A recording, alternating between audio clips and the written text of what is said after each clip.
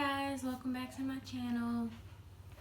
It's Tiana Saltas with the Lovely Mama Life, and today we are going to be doing a Q&A. I asked you guys on my Instagram channel or my Instagram page to ask me some questions, anything you wanted to ask, and they basically all were questions about motherhood. So today I'm going to answer 6 questions about motherhood that you guys wanted to know. I had to write it down because y'all know I can't remember none. So the first question that I got was, what is the biggest surprise motherhood has given me? And that I would have to say the biggest surprise that motherhood has given me would have to be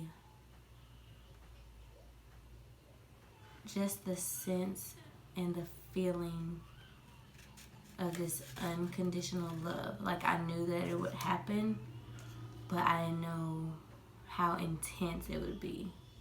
It's inexplainable. Like, I can't explain it at all. But just the love that I have for her and the love that she has for me is just precious. And I've never experienced anything like that before. Like, I have unconditional love with her dad, but it's not the same. It's like a different kind of love, and I cannot explain it at all. But I was so surprised with how intense it is. Like, it's extremely intense. So that's the biggest surprise that motherhood has given me. What are your biggest challenges as a mom? One of my biggest challenges as a mom would have to be that I struggle with taking care of myself, and I feel bad when I do. So, like, if I put her to bed and, like, say I want to take a bubble bath or whatever, like, I cannot just sit and enjoy the bath. Like, I am constantly looking at the baby monitor, like, looking out for her, making sure that she's okay. And then I feel bad when I do things like that, because I'm like, okay, this could have been time with her. Like, going to get my toes done one time, that was really hard for me, but Devin was like, go get your toes done, like, we'll be fine here. And I know that they will be, but it's the fact that I'm out getting my toes done while she's at home, and I could be at home with her. I struggle with being off of work and not taking time for myself.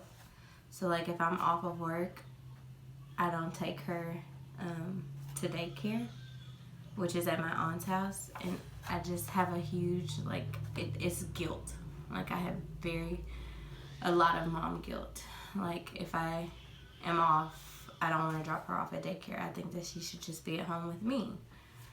And I know that that's selfish to myself, and it's kind of selfish for her, because if I'm not getting what I need, then how am I supposed to completely take care of her? And even with, like, Devin, like, I struggle just putting myself before them, and that's been one of the biggest challenges, is taking care of me so I can take care of them. I have a really hard time with that.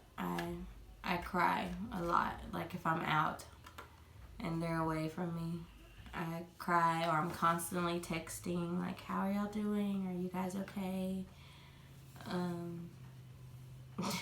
Yeah, I don't know. I heard it's because it's my first kid and it'll get easier after that, but I really honestly don't know. And I just love being a mom so much that sometimes I forget to take care of myself. That's the biggest challenge. Are you still breastfeeding, and why? If you are, yes, I am still breastfeeding. She was 10 months on the 20th of this month. So we have gotten 4 extra months past my goal. My goal was 6 months, and she just turned 10 months, and we're still doing it.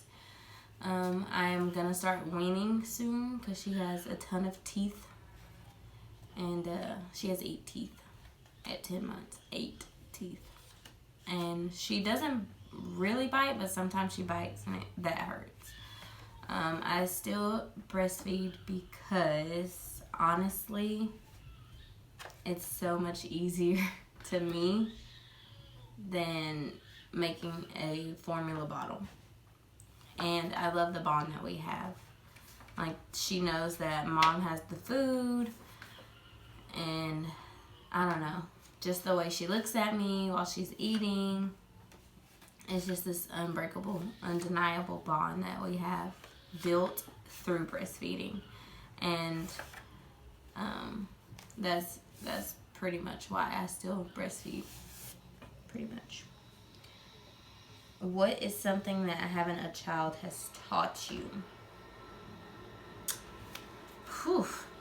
Something that having a child has taught me would be, it's probably more than one, would be that no matter what friends you had, no matter who was there for you before, no matter what, you will always have this human being that relies on you. And at the end of the day, that is priceless. You can't get that from anywhere else. While I was pregnant, I had all the friends. Like, everybody was there for me, and I'm grateful for that. But once she came and she got here, everyone went away. Like, everyone went away. I would call to try and talk, especially like in the first 7 weeks of her life, because I did 7 weeks of maternity leave. The first 7 weeks of her life, people were always there, and they were calling and checking on us, and but once I got back to work and I guess started working, being a working mom, pretty much everybody that I relied on and that I cared about and that I trusted and everything like that completely turned their backs on me. And that is when I learned, and that is what taught me that at the end of the day, everybody can walk away from you, but this little human being right here relies on you, and that's all you need, honestly. That's it. Forget about the friends that walked away from you. You have your family, your immediate family, your husband and your daughter, and at the end of the day, those two are the only two you need. How have you changed as a person since becoming a mom? I think that I have changed for the better. I am very, very, very patient now. I am very understanding. I see that I'm a little bit slower to go places and to do things with people, because I have to take care of myself.